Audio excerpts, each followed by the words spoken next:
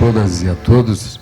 É com grande alegria que aqui compareço diante de um auditório tão qualificado e, como diria alguém que tivesse que falar sobre aquilo que está vendo à sua frente, eu diria que nós estamos com um corte horizontal na melhor representação sindical do nosso país. Quando nós recebemos o convite do Neto, quero aqui agradecer a distinção, Neto, de poder figurar entre aqueles tantos ilustres personagens que aqui passaram, mas quando recebi o convite, eu, lá na fundação, digo, olha, o que eu vou falar com o Neto? Eu vou falar com o tema do dia. Quem olhou os jornais hoje deve ter visto que ontem o meu partido, o PMDB, nós reunimos o chamado Conselho Político do partido, onde estão ex-presidentes da República, ex-presidente do partido, ex-líderes, ex-presidente da Câmara, ex-presidente do Senado, atual presidente do Senado, atual presidente da Câmara, e tiramos uma resolução de construirmos uma proposta de projeto de reforma política para ser defendido pelo PMDB em todo o Brasil, não só no Congresso Nacional, em todo o Brasil.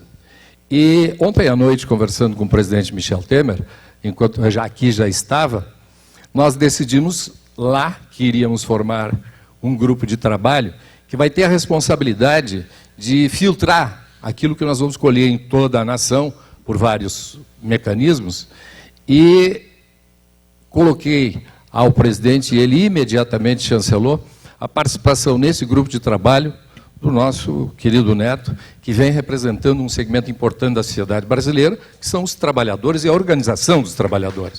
Portanto, ele será um dos atores deste processo.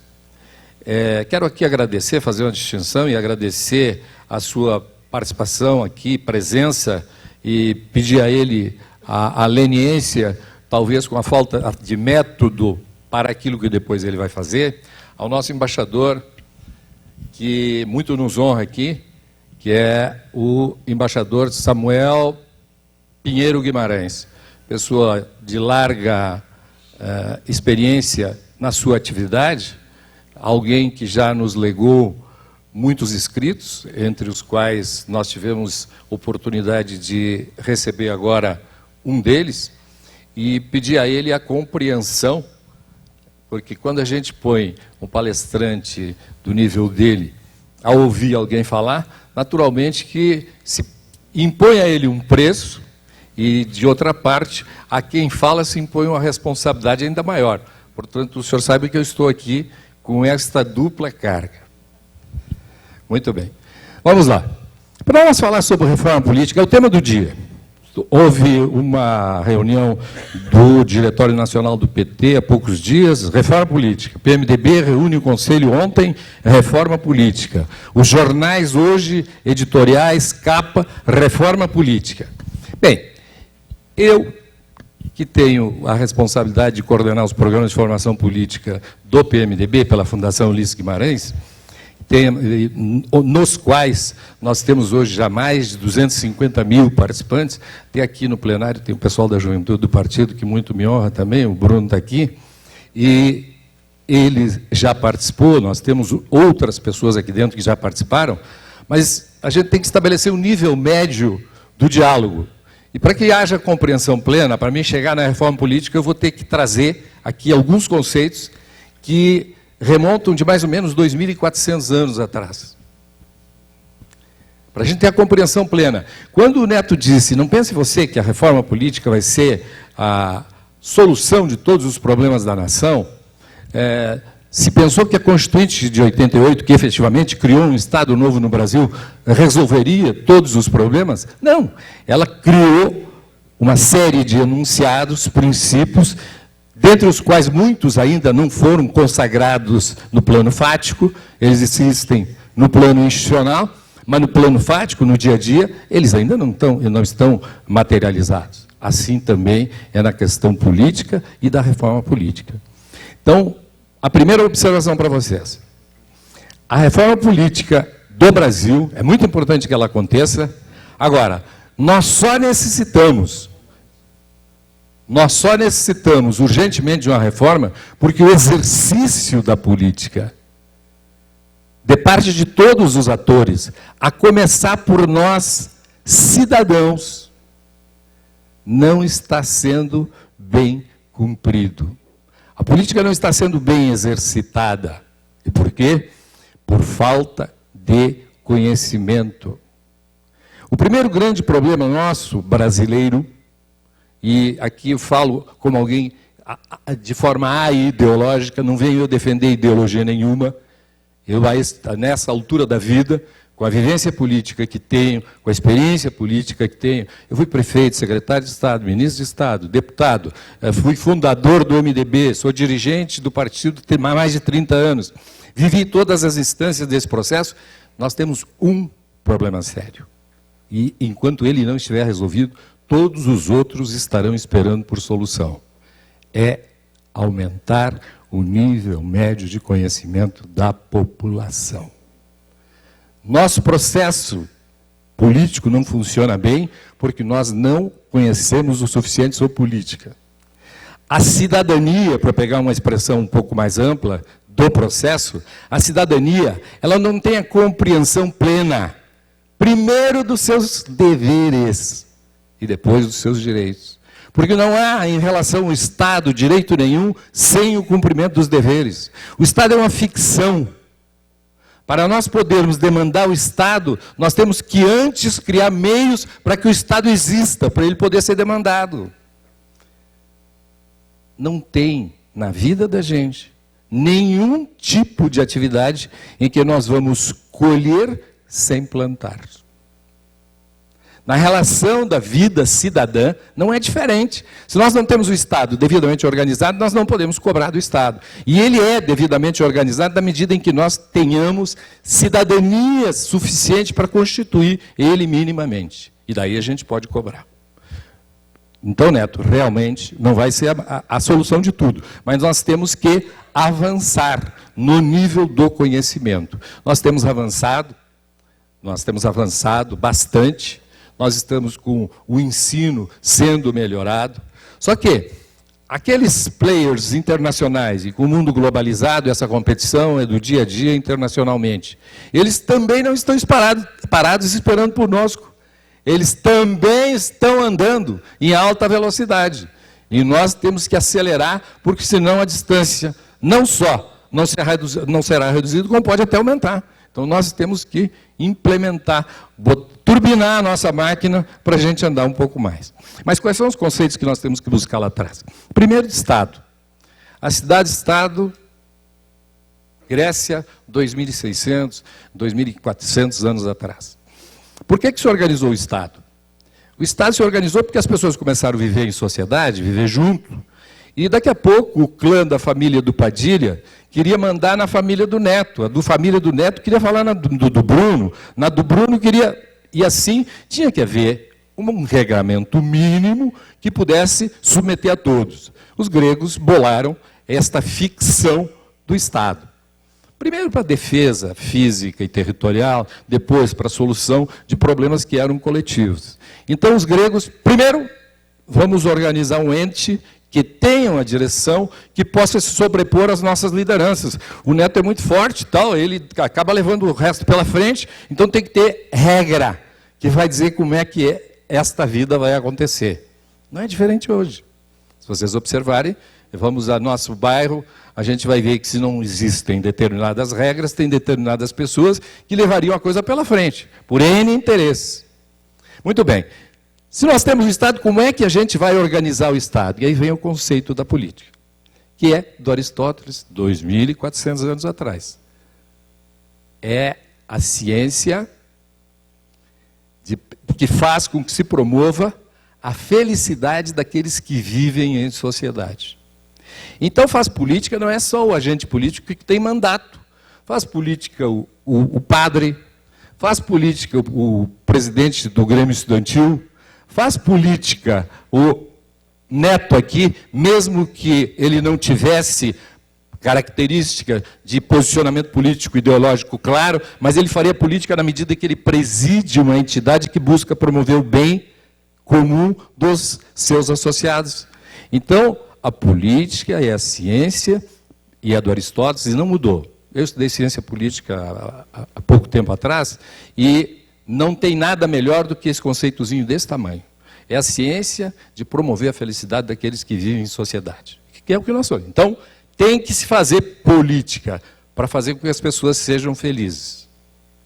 Então, a política é a arte de extirpar aquilo que possa comprometer este convívio feliz, que as pessoas que se sintam bem. Então, a política é um instrumento para fazer isso. Muito bem. Agentes políticos, vamos voltar lá atrás. Chamavam, os gregos tinham a expressão que caracterizava as pessoas que fariam política. Tinha pessoas que eram dotadas de virtudes políticas. Eram pessoas que se dedicavam a promover a felicidade daqueles que viviam em sociedade. Esses eram os políticos de então. Bem, vamos dar um salto, vamos passar pelo absolutismo e vamos chegar na Revolução Francesa, porque nós vamos ter que começar a fazer mais uma distinção e buscar depois outro conceito lá atrás, mas vamos chegar aqui. O Estado absolutista, eu sou o rei, para pensar no francês lá, né? O Estado sou eu. Pronto. Na visão dos gregos lá atrás e na nossa visão de agora, o Estado, como um ente abstrato, pertence a todos nós. E os bens do Estado devem ser partilhados entre os cidadãos, idealisticamente, de forma igualitária. Mas a vida não é bem assim, mas idealística é assim. Pois bem, a Revolução Francesa rompeu com o Estado absolutista e nós viemos, agora vamos buscar de novo a democracia. Lá dos gregos, lá ela tinha uma compreensão um pouco diferente. Daqui nós tivemos a partir da Revolução Francesa. Que a democracia lá, ela tinha um pouco de antidemocracia. Mas, para nós chegar no que nós queremos hoje, vamos usar a expressão grega, demos, que é povo, é gente, e kratein, que é poder, que é o poder do povo. Ao invés de ser o poder do absoluto, do absolutista, do rei, nós temos o poder do povo, na democracia. Então, voltamos de novo na Grécia, nós temos o Estado, já temos a política, temos a democracia. Partido político. Para promover esta felicidade na vida em sociedade, as pessoas têm concepções diferentes. Não, tem que ser assim, tem que ser assado, tem que ser assim, não vamos dizer, meu tempo não permite que a gente vá detalhar aqui ideologias políticas, mas as pessoas pensam de forma diferente. Então, o que é um partido? Partido é uma parte, um pedaço. Um partido político é um pedaço da polis que tem princípios comuns como forma de promover a felicidade daqueles. Lá, vamos para Aristóteles e volta. Se pegar todos os partidos que estão aí hoje, 32 que estão institucionalizados, se for ver lá o estatuto deles, todos eles estão dando a fórmula pela qual eles vão promover a felicidade da nação brasileira. Claro que com 32, só para nós, a questão ideológica está lá, bem no fundinho da lata do lixo. Quer dizer, não há hipótese de tu teres, para o momento histórico que nós estamos vivendo, 32 ideologias distintas, que possam ser razão de captação de adeptos e poder participar no processo eleitoral com chance de sucesso e que efetivamente venha depois fazer alguma coisa de transformação na vida da sociedade. Coisa nenhuma. Não é bem assim, essa questão nossa de 32 partidos. Não que ter bastante partido seja prejudicial. Não. Eu até acho que ter bastante partido é muito bom. E acho mais, até que se eu e o Neto quiser fazer um partido, deveria poder fazer um partido, nós dois. Só que, no nosso caso, os partidos são formados com essa proliferação porque há outros interesses. Tempo de televisão, fundo partidário. Então, aqui já deixo no ar para depois nós chegar lá, cláusula de barreira é indispensável. Se nós quiséssemos, nós estamos com 100 pessoas aqui dentro. Se nós quiséssemos fazer 100 partidos políticos, ótimo. Agora, só vai ter assento na Câmara dos Deputados o partido que alcançar 5% dos votos válidos da população. Só vai ter tempo de televisão e rádio quem chegar nesse 5%. Só vai ter participação no fundo partidário quem chegar nesse 5%. Senão, não vai ter. Não é partido. Vê quantos nós ficaríamos. Hoje, 7. 7 partidos. Se esta fosse a regra, 7 partidos. Nós temos com representação no Congresso Nacional hoje 28. 32 registrados e alguns outros tantos, talvez 30 outros em registro, e 28 com representação na Câmara dos Deputados. Imagina reunião de líder. Abre-se, não pode mais ser na sala do presidente da Câmara, tem que pegar um auditório, que vai 32 representantes do partido, 28 líderes, 28 vice-líderes, 2 assessores para cada um, já são mais 56, 56 mais 56, já estamos falando de 116 pessoas. Aí a assessoria da presidência, coisa de 250 pessoas, para uma reunião para definir pauta. Que pauta vai ser definida com 250 pessoas? E não vai sair nada. Isto é a coisa a não fazer, a não acontecer. Muito bem. Então nós já chegamos o Estado, a política, a democracia, chegamos nos partidos políticos, século XVII, na Inglaterra, e dali em diante, para chegar onde nós chegamos agora. E vamos chegar aqui na nossa casa, porque senão o tempo vai me atropelar. Nós vivemos com a ideia de reforma política já desde do que nós começamos com o nosso... Antes da República, ainda no Império, nós pensávamos em algumas coisas que dizem respeito à reforma política. Eu vou citar 2 exemplos apenas. Eu coletei aqui de 1881, o Decreto 3029, que ele estabelecia quem votava e quem podia ser votado. Depois, no ano da nossa proclamação da República, nós tivemos o voto sensitivo em razão do que o sujeito tinha de bens. Tu tinha que medir quanto ele tinha de bens para ele poder votar, senão não votava. E mais, ainda tinha que saber ler e escrever corretamente, o que até, na época, como tinha muito analfabeto, seguramente nós tínhamos alfabetizado coisa entre 10% e 15% da população, então nós já reduzíamos o universo a 10%, 15%, e deste ainda, em razão da renda, nós dávamos uma comprimida um pouco mais. A gente avançou, depois, se for o caso, nas perguntas, a gente pode detalhar um pouco melhor isso, e nós acabamos avançando. Qual é o estágio da reforma política hoje? Nós tramitando, está na Comissão de Constituição e Justiça, da qual eu sou membro do Congresso Nacional, um projeto que foi elaborado no Senado no ano passado e que ele cuida, tornar o voto facultativo. Eu, pessoalmente, sou contra o voto facultativo no Brasil, pela nossa falta de cidadania. Se nós tivéssemos compreensão da cidadania por inteiro, aí até podia ser facultativo. Mas como a gente não tem essa compreensão por inteiro, tem que ser obrigatório, porque senão nós vamos ter uma democracia que não terá legitimidade. Menos da metade vai votar. Porque não tem a compreensão plena. Então, não, eu sou contra o voto facultativo. Acho que o voto, por enquanto, tem que ser... Mas, nesta proposta está o voto. A proposta é de voto facultativo. Está lá na Comissão de Constituição e Justiça. Unificar em 6 meses o prazo mínimo de filiação partidária, que hoje é 1 ano. E este é mais um mecanismo para o sujeito trocar de partido conforme as conveniências pessoais. E eu, pessoalmente, também sou contra. O princípio da anualidade deve permanecer. Nós temos que ter um mínimo de coerência. Senão nós não vamos construir um sistema que tenha respeitabilidade. A começar por nós mesmos. Se nós não damos valor, se nós não damos importância, como é que nós vamos chegar? 3. Proibir a reeleição no período imediatamente posterior àquele em que exerce os seus mandatos, detentores de cargo do Poder Executivo, nos 3 níveis de governo. Essa é uma discussão que a gente esquecer, não vamos Aqui falo eu como alguém que é presidente de uma fundação. Por que a nossa fundação ganhou crédito no nosso processo de ensino à distância? Porque eu não fiz nenhum dos cursos de forma partidária.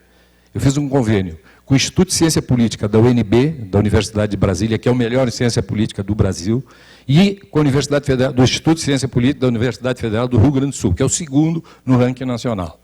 E um mestre ou doutor de lá, ele propõe a grade curricular, aí nós avaliamos na fundação, e depois ele busca professores do conhecimento dele, em todo o meio universitário. Quem participou do nosso curso, aqui tem gente, todos os nossos professores são mestres ou doutores, todos. E não pode ter abordagem política, ideológica específica, porque senão eu descredencio o curso. E ele é apresentado como algo que é ciência política, tanto que serve como disciplina complementar, qualquer um dos nossos cursos, o certificado dele serve como disciplina complementar em qualquer faculdade do Brasil hoje, por o nível que nós impusemos. Se eu dissesse que era um curso do PMDB, eu sou fundador do MDB, portanto, eu tenho toda a identidade possível com o meu partido, gosto dele, não mudei e não mudarei, não há hipótese de eu mudar, mas não falo partidariamente, porque senão eu Como é que é um partido? É uma parte da sociedade que, se eu vier, eu já parcializo, já trago só um pedaço. Para nós interessa o todo. Aí vem para cá agora com relação ao que eu estava falando aqui. Neste caso da reeleição, eu, pessoalmente, fui um dos articuladores da reeleição, 97. E acho que a experiência que se viu, o prefeito entra no cargo pensando na reeleição. Em tese, todo mundo gostaria de exercer 2 mandatos. E o primeiro mandato é para preparar a reeleição. Eu penso que nós temos que reavaliar. Eu, pessoalmente, se tivesse que opinar hoje, eu seria contra a reeleição. Porque eu conheço exemplos em municípios. Tem uma série que a Globo começou a apresentar agora, de questões municipais, e vocês vão observar ali, a reeleição está vinculada sempre nessas coisas que estão sendo apresentadas ali. Então, eu acho que vamos amadurecer um pouco mais para voltar à reeleição. Daí depois a gente vai ver como é que fica. E uma só, e se mantiver, a desincompatibilização é muito importante. Para estabelecer igualdade. Porque é desigual. É desigual. Nós temos que, filosoficamente, nós temos que criar condições de que todos sintam-se em condições de igualdade. Porque, senão, a democracia é parcial. Não é isso? Na República, tudo aquilo que é do Estado... esse foi outro que nós não trouxemos, né? República. Aí vem os franceses, Montesquieu, o cara que conceituou bem isso. Vocês busquem, isso é fácil na internet, hoje está tudo aí, né? Só dei uma olhadinha, tem um livro dele, O Espírito das Leis. Vocês vão encontrar bem esta questão que eu estou falando aqui agora, da questão da propriedade sobre os bens do Estado na República. Quer dizer, é de todos de forma igualitária. Logo, quem está no exercício do mandato em relação àquele que não está, ele tem uma disponibilidade que não é de igualdade. Não é isso? Se eu posso usar e tu não pode, tem desigualdade no processo da eleição. Isso é uma questão para discussão também mais profunda, né? 5.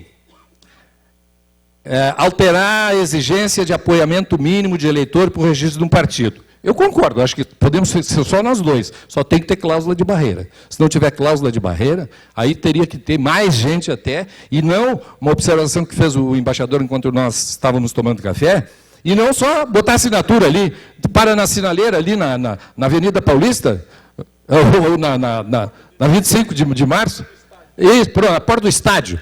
Olha aqui, nós somos do mesmo partido. E o cara dele assinatura ali. Mas qual foi o mesmo partido que tu assinou? Nem sei. E o que dizia o estatuto? Que tem estatuto isso? Entendeu? Esses são os partidos. Assim que estão fazendo partidos. Quer dizer, não pode ser assim, não. Estabelecer critério para o direito dos partidos políticos terem acesso ao fundo partidário. Aqui, perfeito. Fundo partidário, horário gratuito de televisão e rádio, perfeito, cláusula de barreira. Não tem desempenho, não pode chegar lá. Institui uma cláusula de barreira, está na cara, é a consequência. Estabelecer financiamento das campanhas eleitorais conforme o decidido pelo Pará. Aqui vem o problema. Desafio vocês a me mostrar um só dos escândalos que vocês viram por aí nos últimos 20 anos. Para ficar, vocês são jovens, não penso para trás. Eu não sei se o embaixador, eu já sou um pouco mais antigo que isso. Talvez nós dois aqui consigam pensar um pouco para trás disso. E sempre é o financiamento de campanha. Pelo menos é o biombo atrás de onde se esconde. Pode até ter outros interesses, mas é sempre dito que é o financiamento de campanha. Aqui está um dos grandes problemas da nação e que tem que ser resolvido agora. O Supremo Tribunal Federal está apreciando uma ação direta de inconstitucionalidade em que já há voto suficiente para proibir o financiamento empresarial. Vai ser proibido o financiamento, eu não tenho dúvida que vai ser proibido o financiamento empresarial. Eu acho que o Congresso tem que se antecipar e criar, e isso vem para a nossa discussão, Neto, agora, dessa proposta nossa, criar um mecanismo que mantenha algum tipo de financiamento privado junto com o financiamento público. Talvez se estabeleça um patamar. Ninguém pode gastar mais do que tanto. Os jornais de hoje, casualmente hoje, vocês vão ver, tem ali as campanhas mais caras. O título é que as campanhas, está no estado de São Paulo, custou mais de 1 bilhão. 1 bilhão de reais. Teve tempo que quando eu ouvia falar esse número, eu ficava calculando os zeros. 1 bilhão! Teve deputado federal que gastou ali no papel, está lá dito, 7 milhões e 600 mil reais. Seguramente é muito mais do que isso. E tem o líder sindical, que foi para a eleição, eu tenho um que é meu amigo, que foi para a eleição em Porto Alegre, e que ele conseguiu gastar, importante, 42 mil reais, foi candidato a deputado federal. Então, um gastou 42 mil reais, o outro, conhecido, 7 milhões e 600. Que democracia é essa? Nós temos que ter limite nisso. Limite no teto e limitar o quanto que é público e quanto que é privado. Ah, mas público, nós vamos dar dinheiro para esses políticos, Deus me livre. Não se iluda. Esse financiamento que vem das empresas, ele é público. Ou vocês acham que alguém dá dinheiro por idealismo? Vocês conhecem aí alguém que dá dinheiro por idealismo? Coisa nenhuma, isso é financiamento público. Só que ele não é aquele valor, é várias vezes aquele valor. Porque o sujeito que dá, ele já põe mais bom. Isso aqui eu vou ter que pagar, vou ter que gastar com advogado, isso aqui vai dar um rolo, eu vou ter que gastar com advogado. Eu também não vou fazer esse investimento para mim não ganhar nada, então 100% de lucro. Então 2 vezes, 3 vezes, 4 vezes. Ele dá 1 e fica com 3. E quem é que paga? O setor público. Então vamos simplificar, vamos dar um só, em vez de dar 4. Vamos dar um só. Financiamento público, sim, e um financiamento privado, com limitações. Por exemplo, se permitir financiamento empresarial, ele deve situar coisa aí de 20% a 30%. Não pode chegar em 50% de jeito nenhum, porque se passar de 50 mais 1, regra da maioria, o mandato pertence a quem pagou 50% mais 1 e não àquele que está exercendo o mandato. Então tem que ter limite nisso mesmo. Este é um dos nós, viu, Neto? Talvez, sob o ponto de vista das razões éticas da reforma, esse talvez seja o principal. Esse e a cláusula de barreira, se a gente tivesse... Mas diga aí 2 coisas que não pode faltar. Cláusula de barreira e limitação no financiamento. Definir esse financiamento, como é que vai acontecer. Vamos embora. Doação de pessoa física, condicionar a arrecadação de recursos, gasto de campanha, fixação em lei, é isso mesmo. Estabelecer critério para divisão entre... Aqui, pessoal, aqui veio uma impropriedade.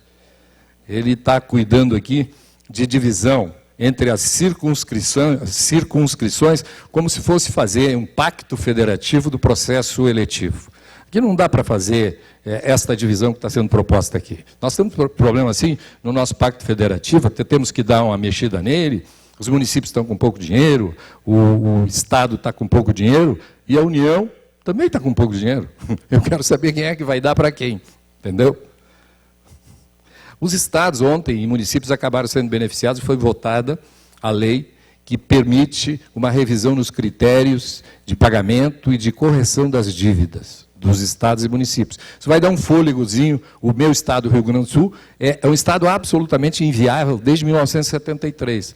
E aqui, como só está a imprensa do mundo aqui, porque nós estamos no ar, eu nunca fui candidato a governador no Rio Grande do Sul de medo da esperança que as pessoas teriam em relação à gestão e a carga negativa que o Estado traz desde a década de 70 opera em déficit.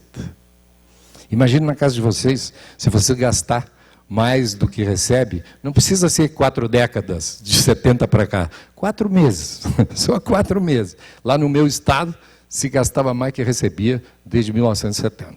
E o município de São Paulo aqui é o segundo lugar. Em contas públicas piores do Brasil é o meu estado, o Rio Grande do Sul. Segundo é o município de São Paulo. Terceiro é o estado de Minas Gerais. Não é Alagoas, não é o Maranhão, não, é o estado de Minas Gerais.